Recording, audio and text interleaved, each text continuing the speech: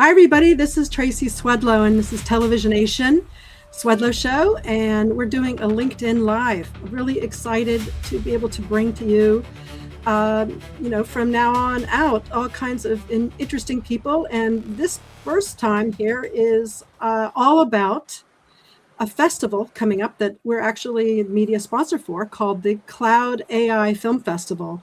And we are welcoming not only the founder of the CLOWD Film Festival, but also one or two of the creators who are participating in it, who are also judges. And let's see, we have Roxanne Ducharme, who is here on screen, and also Nancy Hamilton, both who will be creator judges. And I'd like to quickly introduce the founder of the CLOWD Film Festival, which is spelled CLOWD, to this show. Curt Doty, welcome. Hey there, nice to meet you. Very nice to meet you. Tell me a little bit about yourself shortly and why you founded this and what year you founded it, please. Yeah, well, I began researching the category about a year and a half ago after 3 years of jumping into AI. I've been a creative director for 30 years in television and film, and I was really embracing AI. And when AI video started to really take off, to me, that was the most fascinating aspect of AI, which has many aspects, as you know. So I focused on that. I researched how other festivals that were popping up, let alone I've had experience creating the branding and marketing for a local festival here, the Santa Fe International Film Festival, for 7 years. And I've been a judge on with CLEOs and various other awards shows. And so I kind of knew that business, but I really needed to understand what the opportunity was to run an AI film festival. And so part of that was, and hence the name CLOWD, spelled with a W, is that we're going to do part of the judging as crowdsourced judging. We have a number of distinguished judges, with a majority of female judges. 2 are here today.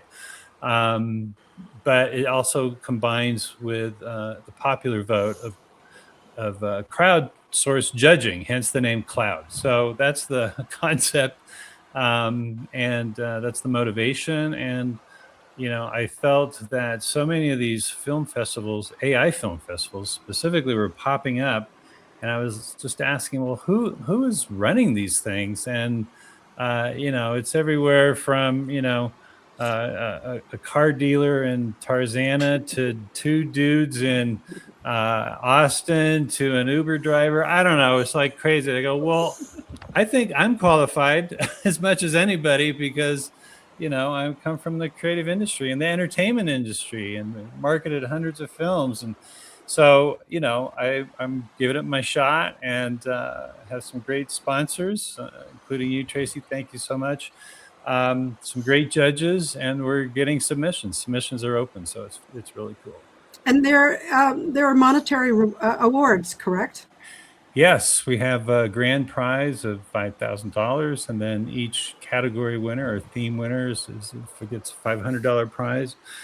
And then we have multiple companies offering up tokens for year-long subscriptions to their platform. So there's a huge, and those go to the finalists. So of which there'll be 20 finalists, which will be premiered at the Alex Theater in Glendale, California in the fall, October 7 and 8. And we hope to be there. It's exciting. There's so much development work going on, so much creative work, so many new types of styles of AI, things that are experimenting with the medium of storytelling, the medium of animation. And I'm really excited to welcome 2 of your judges here who are sort of on 2 ends of that spectrum. I'm an GenAI creator as well, but this is not about me today. But I want to introduce to you Roxanne Ducharme, who is also known as Trash Can Roxanne. That's right, Trash Can Roxanne. And Roxanne, why don't you tell us a little bit about yourself? And after we both introduce both of you, I'm going to show the CLOWD Film Festival trailer so you can get a sense of your work, which is also on that trailer. But Roxanne, you're an experimentalist, would you say, or how would you define your work, your creative work, and what's your background a little bit? Yeah, my background is traditional 2D film animation. That's what I've been doing for 37 years until I started AI. So I started AI 3 years ago. But my background, yeah, it's traditional. I started as an animator, animating on paper with a pencil, way before the computers and digital.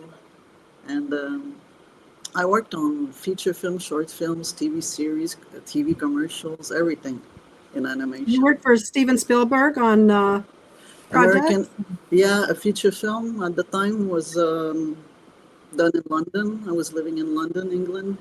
It was American Tale 2, Feeble Goes West.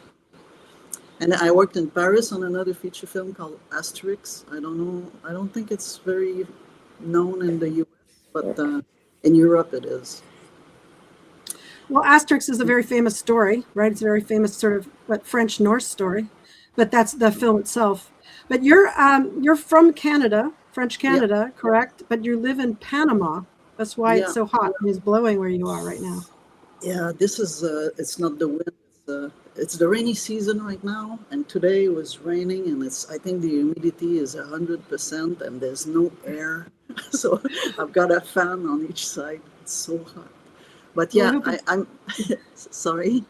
no, I hope it's nice the rest of the year, because I would never choose to live in that kind of hot weather, but maybe But it's nice.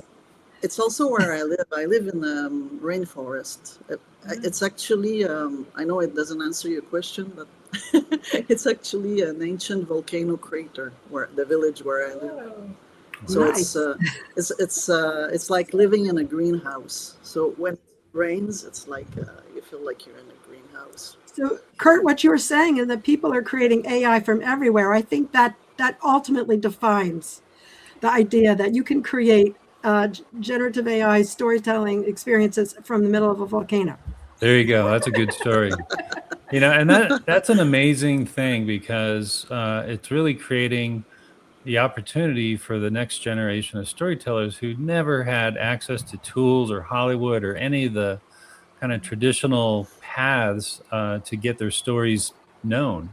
Outside of the creator economy, what we're talking about is, actual creative expression, not just kind of influencer selfie type of content, which is huge. But this is all about storytelling. And as the technology matured, a lot of the hacks went away. And then, real seasoned professionals like Roxanne and Nancy here, who have years of traditional filmmaking experience, leveraging that into these generative AI platforms, is where the magic is now really starting to happen. And I think it's a really exciting time.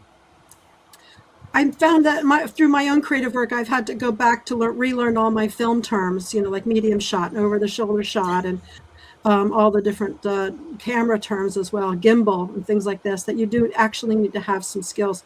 So, Nancy, you're also a long-term filmmaker. You've been working in this business how many years? About 30 years. Yeah. And you're a storyteller, not so much as an experimentalist.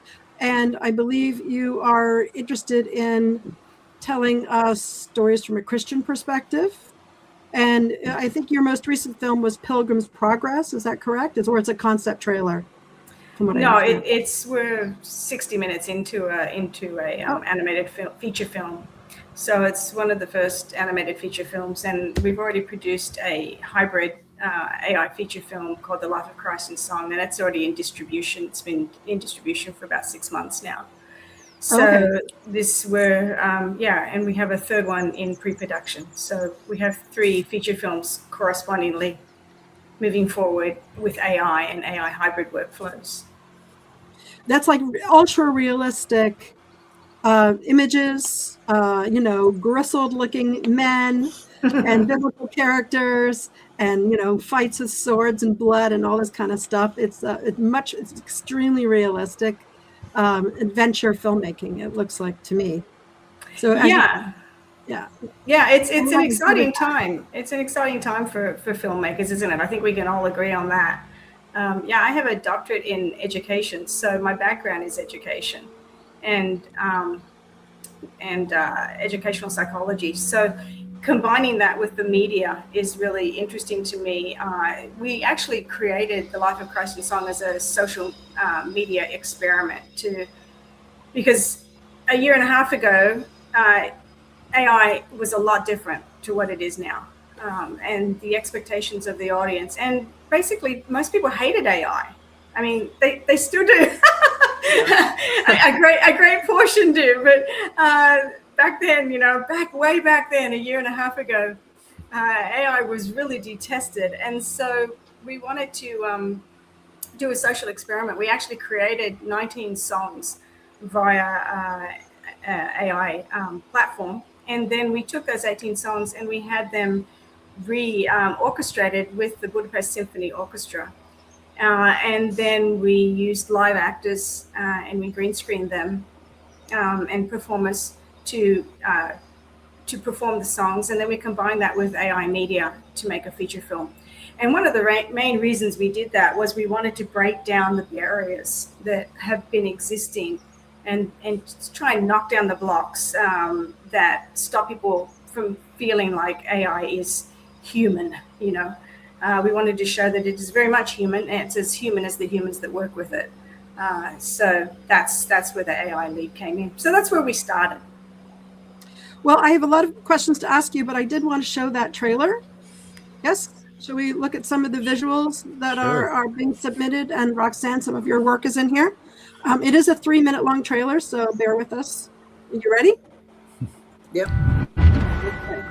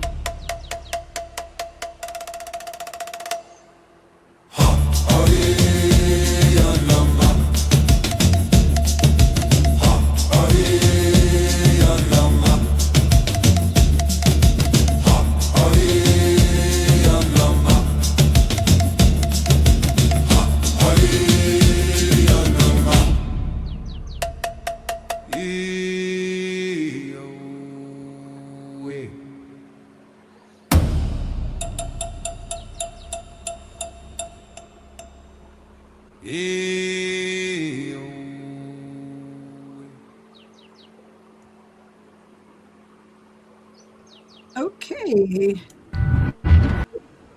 And we're back. Are we back? Where are we back? I don't know. I can hear Oh, you. there We go. Okay, there we are. Okay, great. So I know Roxanne, there was a bunch of your work in there. I've seen your trailer. Nancy, I'm not sure there was work. Was your work in there too? No, I don't Unfortunately, think so. no. But some other great creators: Eureka Kerber, Margarita Barreto, Mime Gartner, Marcus Grip, Toby Hyder. I mean, some really international greats in there, and some of them are judges, but most of them have been showcased on our website and promotion of the festival. So I just, I wanted to show a lot of a variety of work because, AI festivals and AI content has been very male driven in terms of themes and action and cyber ninjas and violent monster stuff. And it's like, there has to be, and I thought, there has to be a softer side of storytelling that's holds people in awe. And, Roxanne's work is one of those, creators who's just, you watch and you go, oh my God, yes, these are the films we should be making. So, that's what I encourage, in the festival is this is about narrative storytelling, moving from experimentation to finally mastering these tools. And now the storytellers rise up and emerge and actually take this platform and this technology to the new level. Mm-hmm. Well, I definitely have some questions for you. I mean, both of you came from traditional filmmaking. And at what point did you realize that AI was your ticket? That it was exciting, that this was the new tool you wanted to embrace? Some filmmakers don't want anything to do with it. Why did you turn to these creative tools, and when did you start getting involved? And then I definitely want to, if you could also answer, maybe we could do one at a time, are there unique strengths about being a female, a woman, that you are bringing to this type of storytelling? Is that a difference? Is that an advantage? How do you feel about all of that? After you, Roxanne. Okay, Roxanne? Me first? Okay. What was the first question? Oh, yeah. I started 3 years ago, a bit more than 3 years ago. There was a period I had no work. I had just finished a contract on a feature film, animated feature film. And I was looking for work, and all of a sudden there was no work. And I think it was the whole entertainment industry, but definitely in animation and in North America and Europe, and possibly further. But all of a sudden there was very few jobs and tens of thousands of people applying for one job. And I thought, I don't have a chance because I have too much experience and I'm too old. They're gonna hire people that are younger and with less experience to pay them less money. So I had seen on social media people experimenting with the Midjourney and DALL-E, and I was really curious. So I started playing with Midjourney. And the thing also is that for my whole career, I never had my own animation projects. I was always working on other people's stuff, doing what people were asking me to do, and I never experienced my own style. So I thought, this is my chance now. I can figure out what my style is. I had an idea. I know what I like, what I don't like, but I didn't really know what my style was. And AI, all those, it's by you when you look at my stuff, you'll notice I like to create different characters. Like fantastic. Really, yes. They're not hyper realistic. They don't live in the same reality, and I had all those ideas in my head all those years, and now with Midjourney I could just make an image in just a few seconds or minutes, whatever, and that was really exciting. It was like I forget the word. Anyway, so a few months later, when you could generate videos, that was the point where I said, I'm never want to go back in traditional film animation. This is too much fun. So, But and as a woman, do you feel you're bringing interesting, things to the filmmaking experience, or is it really just about, like you said, your style? There is no necessarily a differentiation. I don't know. I don't know many people who do the same stuff as I do. Maybe Kelly Bosch. She does Bush. You said Kelly Bosch, yeah. Kelly Bush. Yeah, she does surreal stuff, but there's not many people who do surreal stuff. I don't know if it's a woman thing or not, but from the start, I decided I'm gonna make images and videos. I'm gonna make things that I like. I didn't care if people were gonna like them or not when I post on social media. I thought this is my time to do what I feel like doing. Okay, cool. Nancy, when did you get involved in AI, and why did you turn to that style of filmmaking from being a traditional? I love epic filmmaking, and epic filmmaking costs a lot of money. And so one of our first films was on the life of Christ, and it was on the closing hours as a Christian filmmaker, of course. But it's interesting, though, and I want to go back for a minute, because in history, in the late 1800s and early 1900s, there was a good percentage, about between 10 and 20% of filmmakers were females. And then what took place as time went on, especially France, of course, was leading in the film industry. And then the First World War came in. And when the First World War came in, then French filmmaking kind of shut down and American filmmaking kept going forward. And basically what happened was, once the men found out, oh, this is going to make money, the women kind of got nudged out of the scenario, because all of the bankers and the investors, and, we're talking about 100 years, over 100 years ago. So all the people that had money were males, were men. And so I have to interrupt you and say that that's actually also the story of midwifery. When doctors came into business, they moved all the midwives out of the gynecological business and sort of took over. Anyway, go on. Right. And that it's across the board. When the corporations came in and when the finances came in, women had traditionally been homemakers. And so, and we have a great period of our life where we're raising children. And so that, for a lot of people, takes them out of the workforce. So there's all these cultural reasons. But what's exciting about AI for me in filmmaking is it is restoring the balance, not only to women, but also to people that are poor, that don't have any money, people that are, underrepresented with AI now can come forward. And so that's kind of where it began for me, because my first film was I said, the closing hours of the life of Christ. And it cost a lot of money to make that. We had people on crosses and we had 100 people on set, and, it was expensive.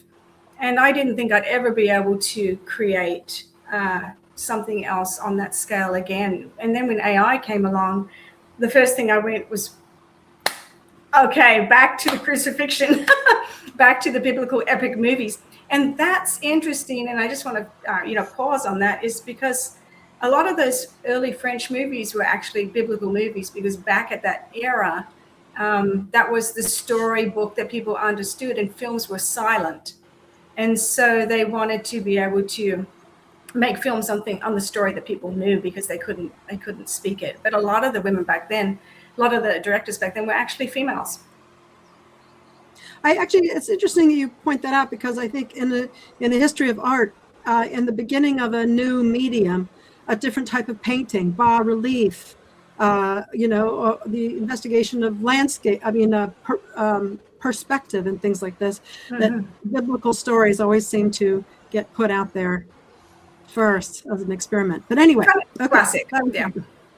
That's just a historical observation. So yeah. when you're talking to people who are in the business, are you both talking to people in Hollywood who are making films today? Are they aware of your work? Is that happening? Or do you feel like you're more broadcasting out there to the AI community and hoping, that people come across your work, and that what's happening right now professionally? In my case, it's more the AI community, because the animation community is still very, very resistant and opposed. Like if you look just recently, I don't know if you heard about, there was an animator, Guiterres, a Mexican guy. Mhm. He worked to develop a animation series with Amazon, and he was going to do the series with Amazon, and there was so much backlash. He received threats on the internet too. I made a post about it. And yeah, the animation community, I've got a few that they really like. They're like old colleagues. They follow what I'm doing and they really like it. And sometimes they're curious and they want to try it, and they're asking me, what should I try first? But there's some also that blocked me on social media. Blocked you. Oh yeah, there's Wow. a few. Not many, but there's a few, yeah. And yeah, it's there's still a lot of resistance. So I post mostly on LinkedIn and Instagram, YouTube, and it's not animation people, and it's not Hollywood people. It's mostly other people who do AI as well. That's my network. Curt, Curt, you must be coming across people in the traditional biz asking you, why are you doing this? Or are you getting any pushback, or are they sort of secretly in favor? What's the Oh, atmosphere? when What's I the temperature? actually became an advocate and AI evangelist 3 years ago, my work dropped off because there was, just this, what are you doing? And in my career, I've always just really followed all the technology waves. And so this was no different for me. So it affected my my income, and it's like, okay, well, now what do I do? Because my branding and marketing sustained me, but kind of had to rebuild that. And so a lot of resistance. I live in a state that is a new production hub for the country, which is New Mexico. And so I know it would be tough going to promote it here in this state, because they all want traditional work, which is what they should be doing, and they're producing fantastic stuff and series of movies here. But then bring up AI, and they're like, "What are you talking about? I want to do regular work." And so you have to know your audience, know the context in which you're developing these things, and that's one reason why I parked the festival in Southern California, because really the success of AI on the lot proved that 2,400 people from all over the world came to Los Angeles, Culver City. Who knows Culver City? To bring come together and network and watch movies. And so for me, it made a lot of sense to park it in Southern California. There's a built-in audience, and it's still a divided community, but there's enough of a community where I could get an audience. So that's the evolution. But I really feel that the ice is thawing. You can see all the studios now making deals with the platforms, and that's groundbreaking. Google just made a deal with A24, so that's all fantastic. Amazon started their own studio. Netflix is allowing filmmakers to use their tools that they developed. They bought Ben Affleck's company, so there's a lot of movement in the right direction, and there will always be naysayers, and I just think they're going to be out of luck soon.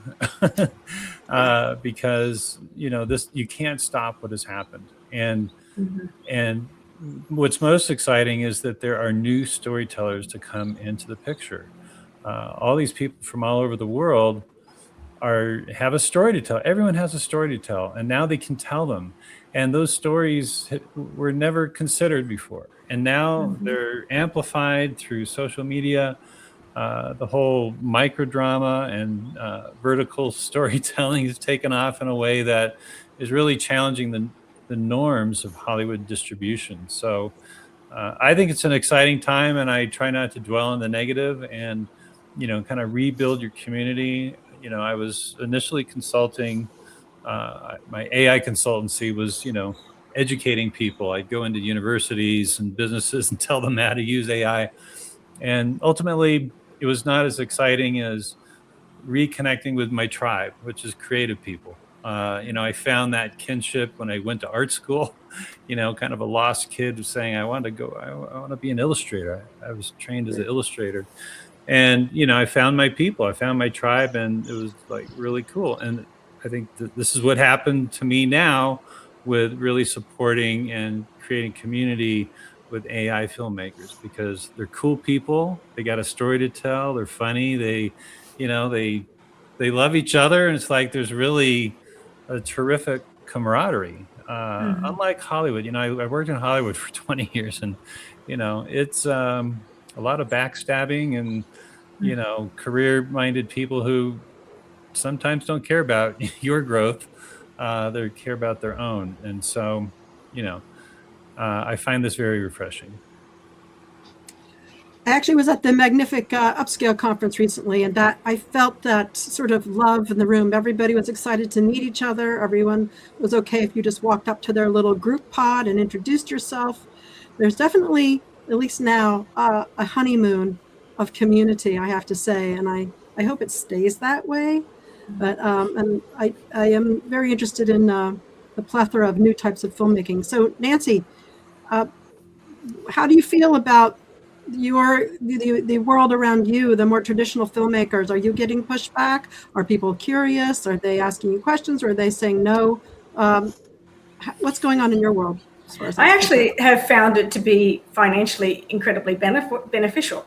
So my career has really financially done a lot better since AI. I've gained contracts that I could never have gained before. So we have a small studio, and the studio has really prospered since I've embraced AI. So it's actually the opposite for me. And things that I couldn't have done with traditional filmmaking because of I think I've made like 10 feature films and about 14 documentaries and all sorts of other stuff in the middle. And that all costs a lot of money. As a producer, it's constantly draining. And so when AI came along, I had contacts that I've been working with for decades, and I said, hey, I can help you with that at this and this and this cost, which is essentially 1/10 of what you were paying before, and and we can create something really epic. And it was like, yeah. So I'm actually getting a lot of just a lot of people wanting to discuss AI and how they can make their films. So. And we've just created a guild, and so we're now going to move forward and help hundreds of people make their AI films. What kind of guild? Exciting time. The AI Cinematic Film Guild. It's AICFG, and we brought on hundreds of people in the last 6 months or so, and we're just about to open the second tier. And what's exciting to me about that is we're going to teach filmmakers, both traditional and new to the industry, how to make films with AI. So we were hoping to balance the scales of the inequality that has been there for so many people that haven't been able to make films or tell their stories. There's people in Africa that have stories. They've not been able to tell them. There's people in Los Angeles, some of our not so great areas, in New York. There's people that don't have any money, but you give them a couple $100 and they can start. You can make a short film for, maybe $1,000. I mean, that was impossible before. Absolutely impossible. Now it's possible, and you get a couple people together and they all put in a few $100s and you've got a film. I mean, it's amazing. What a time we live in. It's so exciting. Very exciting. And also, you don't need an agent. That's right. There's no gatekeepers. It's always like, who do you know? Who can, yes. So that's another interesting layer that's been surpassed. And so what kinds of stories do you think will maybe catch on? What do you think that people are hungering for out there? I know, like you were saying, the micro drama business is exploding. We know in China, They're very interested in romantic stories. I do definitely see a lot of work with experimental surrealistic work. There are a lot of advertising agencies that are, I think, embracing this just to a large extent. So there's money to be made there. But real narrative stories that we might see on TV, are we there yet? Are people looking for this kind of stuff? Well, on TV, I don't think that's going to happen soon. I think AI in films and theaters is going to happen. I think it'll happen with animated shows first, because it's the most believable kind of expression. People accept a fantasy character, much like Roxanne has been doing with her characters, and they say it's cute, and it's like, yeah, Toy Story, is stylized realism, so it's just more readily acceptable. So that will take off. I think the microdramas, and I'm actually working on one right now, that will be AI generated. It's actually a hybrid production. But that's the only thing that's accelerating in entertainment right now. Everything else is declining in terms of production across the board. Vertical microdramas are accelerating. It's $1 billion business globally, increasing every day. New deals are being made. Advertisers and brands are getting into the space. So if you follow the money, it's an interesting thing to track. And I think that will give birth to a lot of new stories to tell, let alone a lot of new storytellers. Some of it AI, some of it not. And I think that's all exciting. Roxanne, are you being contacted like Nancy is, or is your stuff your stuff is kind of like art as opposed to, I mean, not that your Nancy is not that your stuff is art, but yours. I understand. Okay. But I'm curious where, Nancy, you said you're getting a lot of calls and attention and people are willing to pay you. But Roxanne, I would think, selling your stuff as a little, what's going on for you? I do get contacted a lot for all kinds of different things. Recently, I directed a short film for BuzzFeed. It was actually animation on one of their IP that they have that is done in traditional animation. And I did one short film with those same characters, but with AI. I do have a few agents in different parts of the world for advertising. And also I'll be working on a trailer this summer for a potential feature film made with AI, but it's going to be hybrid. It's based on a book, a novel, and they want the real artist to design the characters by hand first, and then we'll animate with AI. And I think that's where I see a lot of potential for AI, not like completely AI generated films, but AI in pre-production and special effects and hybrid production and used along in the pipeline. And that's, I think, where they will ask me more things, because of my experience in animation, like use AI somewhere in the pipeline.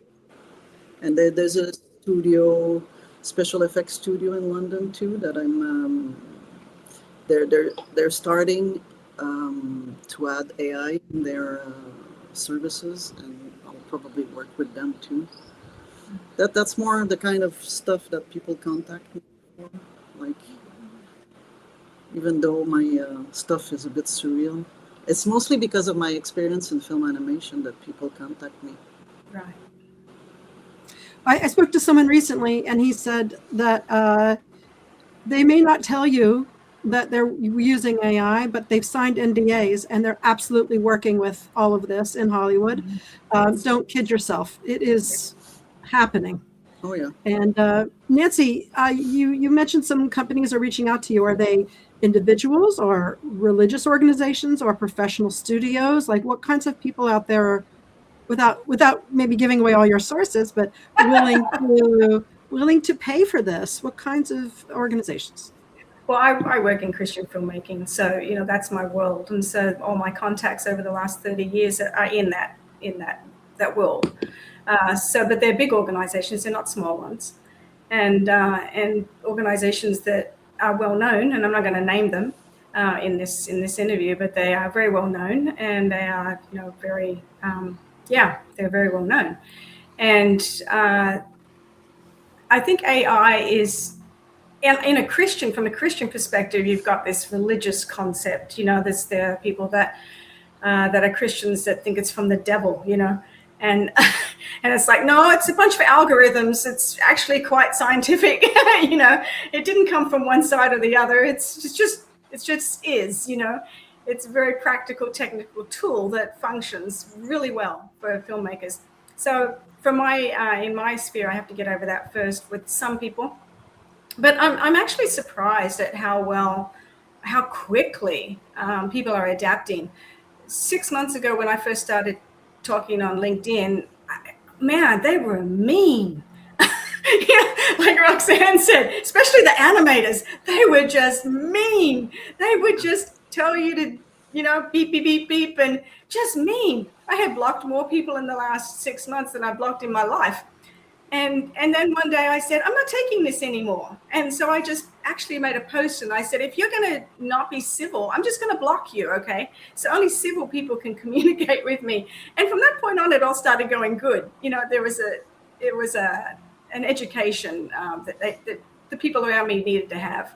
And so it's gone good since then. And I have really good contacts, and it's going great. I don't know what to say, except that to me, it's like, every door that I always wanted to be opened is now open, and I have the future's looking fantastic. Well, I want to move into the lightning round here, because we've definitely covered a lot of ground here. And Curt, since you're also an AI creator, even though you're the head of this festival, I would love you to answer these questions as well. Hopefully these are short. We can just go around quickly. So my first question would be, one AI tool you cannot live without. Magnifique. Nancy? C-Dance. Yeah, C-Dance too. C-Dance. But do you use it directly, or do you use it through like Magnifique or some other, like Dreamina or something like that? I use it through OpenArt for me. OpenArt? Dreamina for me. Dreamina? Okay. One creator everyone should be following other than yourselves. Oh, there's a few. Roxanne. I was just going to say the same thing. Oh, thank you. She's a legend. Yeah. Your surrealism, Roxanne. Everyone has different taste, but if you get past, if you're not a surrealist and that's not your thing, you can still see the talent, the immensity of the talent. And I think that people like Roxanne that have been traditional filmmakers and that have come into this, they're by far the best in the field. Oh, thank you. I really like Kevin the Kid.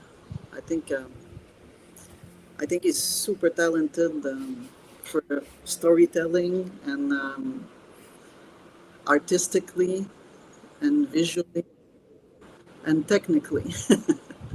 I just interviewed him at the Upscale conference, so I will be putting out that interview hopefully next week, I think. Next week early, but that's great. Let's see. One prediction for AI filmmaking in 2030. What are we going to be on? Big screens, small screens? Still stuck in this hellhole of people not accepting us? Where do you think we'll be in 2030? That's 4 years from now. Yeah, no, I think it'll be widely accepted, just like Pixar animation was when that took over 2D animation. We got over that hump, and Toy Story just killed the box office this weekend. They're not AI, but it's the trend to follow. A new technology comes in, takes a few years to accept it, and then it just becomes believable and acceptable from an audience perspective, and they don't care. It gets back into, well, what's the story? Does this story hold in this format? And most of the times it does. So those leaders will rise and they'll get deals and they'll make movies and animated shows and series, and it will not be a thing. It'll be just part of a way to express a story. So I think will be AI will be in every medium and every point of distribution, and it will disrupt the traditional Hollywood system, and it already is. And I think Hollywood was going through some things without AI. AI gets blamed a lot, but their troubles have nothing to do with AI. And so I think the future looks very bright 4 years from now, for sure. And it'll be an exciting time up until that time. Yeah, Nancy, Roxanne, you guys agree? I agree with everything Curt just said. Yeah. Yeah, I think that hybrid filmmaking it's happening everywhere. There's not a studio that hybrid isn't happening in some form, because just the Adobe suite already embraces a lot of AI. Pre-production is riddled with AI. So I really don't think there's any studio anywhere that isn't functioning with AI at some level. But I think, Roxanne, you were talking about the AI filmmaking and making films, with that combination of the human actor or the human performer and the AI. And I think hybrid is the way that it's going to go for many reasons. I know as a feature filmmaker, that's the great interest for me, is to combine, is to make actual digital doubles and use those digital doubles with the real actors. So you make digital doubles of the actors in your film. And then for locations that are cost prohibited, or stunts, or any of those sort of things that we couldn't have afforded before, now we can. There is a speaker at my conference in Montreal that we did in May, TV of Tomorrow, from a company called Genius XR. It's based in Montreal, and they do volumetric, what they call 4D capture of objects, which then are put in, and they can import these objects, or human beings, or a basketball, or whatever, into an AI experience platform. So that is so it allows the hybrid AI experience to exist, but to capture it with data rather than just sort of, you see what I'm saying? So look up that company. I think it'll be interesting. Check them out. So we're coming to the end of this piece. I could talk forever, but we need to close. So if the next Steven Spielberg is a 19-year-old creator working from their basement with AI tools, are we talking about the end of Hollywood? As we know it, I think, yes. Yeah. As we know it. Yeah, I think things will change. I think it's a story of empowerment and democratization. And, that is liberating and exciting. And again, people want to tell stories, and now they're allowed to. And those stories and those filmmakers will be sought out by Hollywood. And also at the same time, we may not need Hollywood. And so all that's happening at the same time. It's disruptive, but very exciting. Yeah, and I think some writers in Hollywood should be worried about their job. Oh, yeah. Because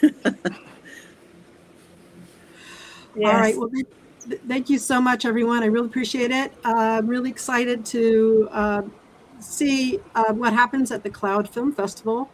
The website is CLOWD FILM FEST, CLOWD FILMFEST.com. Correct, Curt? Yes. CLOWD, Curt.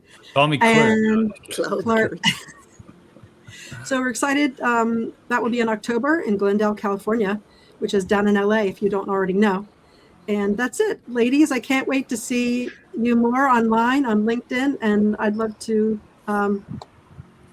introduce more people to you also, and I'd love to meet your friends, your GenAI community. Thanks so much, Curt. Thanks, Tracy. Thank you very much, Tracy, Thank for you. having us. Yeah. All right, everyone.